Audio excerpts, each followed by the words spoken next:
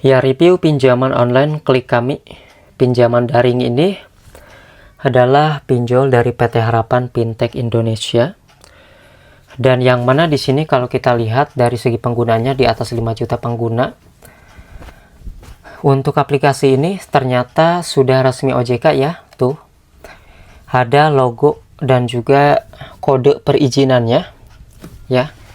Jadi biasanya kan kalau misalnya tidak resmi cuma nulis resmi OJK tanpa ada kode, tapi ini ada kode, artinya aplikasi ini resmi OJK. Ya, walaupun aplikasi ini resmi OJK dan berizin ya, aman kita minjam, tapi di sini tentunya pasti ada kekurangannya. Minimal limit di aplikasi ini adalah mulai 400.000 hingga maksimal 40 juta rupiah. Walaupun di sini bunganya dikatakan rendah, tapi teman-teman jangan sampai terkecoh dulu. Karena di sini biaya admin kadang-kadang besar ya. Jadi di aplikasi ini tuh ketika kita minjam, uang yang masuk itu sudah tidak utuh lagi. Yang mana biasanya sudah ada potongan. Ya mungkin bisa saja gitu ya. Untuk bunga kecil, tetapi kan biasanya mereka ini mengakalinya itu dari cicilan pertama. Biasanya cicilan pertama itu lebih besar daripada bayaran kedua ketiga gitu ya. Itu yang disebut dengan tidak merata. Yang pasti di sini rata-rata dari teman-teman yang sudah bercerita ke saya bahwasanya minjam uang di aplikasi Klik Kami itu adalah potongannya besar ya, teman-teman ya. Potongannya besar walaupun di sini dikatakan bunganya tadi kecil, tapi selama kita pilih tenor yang panjang, tentu bunganya juga akan semakin besar. Jadi bunganya tidak akan kecil segitu-gitu aja. Semua itu tergantung dari pilihan tenor yang kita pilih. Nah, di sini seperti itu aja teman-teman ya.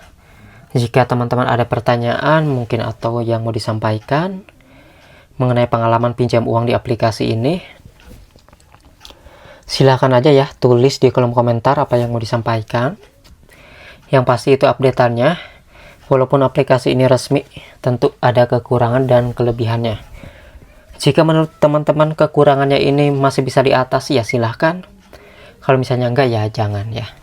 Namun yang pasti di sini saya tidak menyarankan teman-teman pinjam uang di aplikasi manapun. Karena baik yang resmi ataupun yang tidak resmi ya, pinjaman online itu pasti banyak kekurangannya. Maka dari itu buat teman-teman harus hati-hati kalau mengajukan pinjaman online seperti ini. Karena fintech itu namanya juga pinjol fintech ya. Selain bunga dan denda besar, biasanya ada juga nih yang cicilan di awal itu tidak merata ya, sehingga besar di awal hingga 80%.